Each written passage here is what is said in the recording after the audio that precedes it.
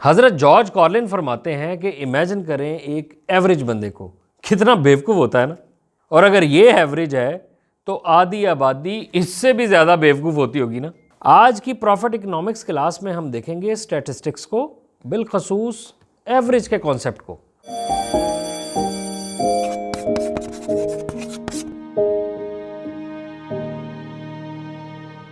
चाहे आप इकोनॉमिस्ट हो, चाहे आप डॉक्टर हो, चाहे आप एग्रीकल्चर रिसर्चर हो या आप पुलिस पर रिसर्च कर रहे हो, आप इंटरेस्टेड होंगे सेंट्रल टेंडेंसी के कॉन्सेप्ट में। सेंट्रल टेंडेंसी किसी भी डाटा में वो वाली वैल्यू होती है जो पूरे डाटा की अक्कासी करती है। अब अगर एग्रीकल्चर डिपार्टमेंट ने किसी इलाके में खजूरों के दरख्तों के कद पर रिसर्च करनी है तो वो अपनी रिपोर्ट में दरख्तों की एवरेज हाइट लिखेंगे, ना कि वो इंडिविजुअली एक एक दरख्त की हाइट लिखें। अब रिपोर्ट पढ़ने वाले को आसानी से अंदाज़ा हो जाएगा कि अगरचे इस इलाके में दरख्तों की कद इससे ज़्यादा भी हो सकते हैं और इससे कम भी, लेकिन इसकी औसत हाइट मिसाल के तौर पे उन्होंने रिपोर्ट में लिखी है 22 मीटर, तो यही होगी। अब ये 22 मीटर इस डाटा की सेंट्रल टेंडेंसी है, यानी कि एवरेज, और यही 22 मीटर इस पूरे डाटा की अक्कासी करती है।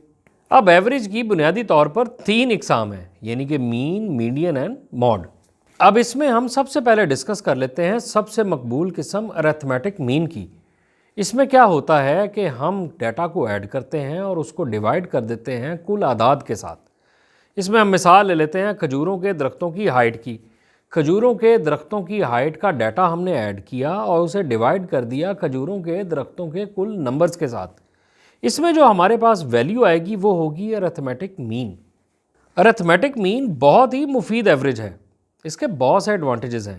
पहला ये कि इसे कैलकुलेट करना बहुत आसान है। फार्मूला मैंने आपको बता दिया है, कैलकुलेटर पकड़ो और निकालो।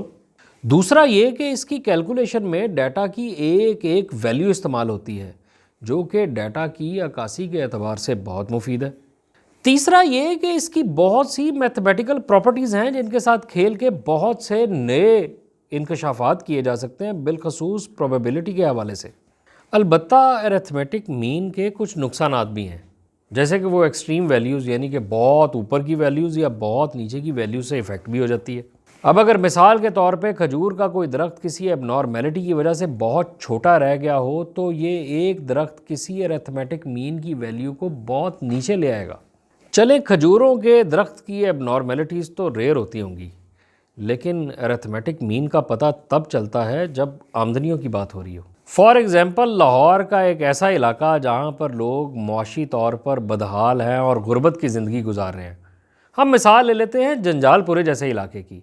अब जंजालपुरे जैसे इलाके में अगर सेठ आबिद जैसी शख्सियत आकर रहना शुरू कर दे तो उस इलाके की मीन इनकम तो बहुत बढ़ जाएगी, लेकिन दर हकीकत वहाँ पर सारे लोग खुशहाल नहीं होंगे।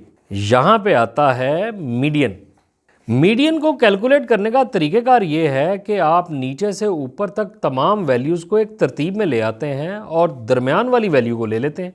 जैसा कि आप इस ग्राफ में देख सकते हैं कि मीडियन एक्सट्रीम वैल्यू से इफेक्ट नहीं होता। मीडियन एक बहुत मकबूल एवरेज है आमदनी को रिप्रेजेंट करने का। यहाँ पर आपको एक मिसाल देते हैं। अमेरिका के ब्यूरो ऑफ लेबर स्टैटिस्टिक्स ने इस चीज़ पर रिसर्च की कि कौन सी डिग्रीज़ हासिल करने वाले लोग कितना ज़्यादा कमाते हैं। इस रिसर्च में उन्होंने अपने आप को महदूद रखा सिर्फ उन लोगों तक जिनके पास यूनिवर्सिटीज़ की 4 साल की बैचलर्स की डिग्री थी। शायद आप लोगों में से कुछ के इल्म में हो कि फेसबुक के बानी मार्क ज़करबर्ग हार्वर्ड यूनिवर्सिटी से अपनी साइकोलॉजी में डिग्री कंप्लीट करने वाले थे, लेकिन फिर उन्हें ड्रॉप आउट होना पड़ा क्योंकि उन्हें फेसबुक के मामलात को देखना था। ब्यूरो ऑफ लेबर स्टैटिस्टिक्स की रिसर्च के मुताबिक साइकोलॉजी में डिग्री हासिल करने वाले आम मज़ामीन में डिग्री हासिल करने वालों से कम कमाते हैं। अगर मार्क अपनी डिग्री कंप्लीट कर पाते तो उनकी इनकम ने अरिथमेटिक मीन को बहुत इफेक्ट करना था और यूं इस सारे डाटा की सही अक्कासी नहीं हो पानी थी। इसीलिए आमदनियों के लिए मीडियन को इस्तेमाल किया जाता है। अलबत्ता मीडियन की भी कुछ लिमिटेशंस हैं। वो डाटा सेट की तमाम वैल्यूज़ को इस्तेमाल नहीं करता। एक्सट्रीम वैल्यूज से इफ़ेक्ट ना होने की अच्छी क्वालिटी तब्दील हो जाती है बुरी क्वालिटी में इसी वजह से। जैसा कि हमने पहले भी जिक्र किया कि अरिथमेटिक मीन की बहुत सी मैथमेटिकल प्रॉपर्टीज़ होने की वजह से हम इसके साथ खेल के डाटा सेट के बारे में मज़ीद इंकशाफात भी कर सकते हैं। अलबत्ता मीडियन की उस हद तक मैथमेटिकल प्रॉपर्टीज़ नहीं होती जिन्हें इस्तेमाल करके मज़ीद इंकशाफात किए जा सके। मीडियन सिर्फ कहती है कि मैं मीडियन हूँ, नाउ ऑफ। अब आ जाते हैं मॉड की तरफ, जो कि सबसे ज़्यादा रिपीट होने वाली वैल्यूज़ को कहते हैं। अब यहाँ हम मिसाल ले लेते हैं 8th क्लास के स्टूडेंट्स की, जिनकी यूजुअली उम्र 13 साल होती है। अब किसी वजह से क्लास के 2 या 3 स्टूडेंट्स 3 मरतबा इसी क्लास को रिपीट कर चुके हैं, तो उनकी उम्र हो गई 16 साल। अब ये एज अरिथमेटिक मीन को ड्रैग कर देगी। यहाँ पर हम इस्तेमाल करते हैं मॉडल वैल्यू को। मॉडल वैल्यू यानी कि सबसे ज़्यादा रिपीट होने वाली वैल्यू, जो कि थी 13 साल। मॉड का सबसे बड़ा फ़ायदा ये है कि ये एक आम आदमी या एक अनपढ़ आदमी की भी समझ में आ जाता है, लेकिन इसके कुछ डिसएडवांटेजेस भी हैं। एक्सट्रीम वैल्यू से ये मीडियन से भी कम इफेक्ट होता है, और इसकी यही अच्छी क्वालिटी इसकी बुरी क्वालिटी में बदल जाती है डाटा की अक्कासी के हवाले से।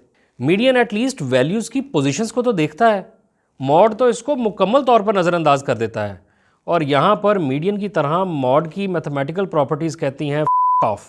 तो वीवर्स, हमने देखा कि एवरेज का मतलब मुख्तलिफ केसेस में मुख्तलिफ होता है। खजूरों के दरख्तों के कद के केस में मुख्तलिफ होता है, आमदनियों के केस में मुख्तलिफ होता है, और 8वीं जमात के बच्चों की उम्रों के केस में बिल्कुल मुख्तलिफ होता है। क्यों भाई, समझ आई या फिर पिछली भी गई?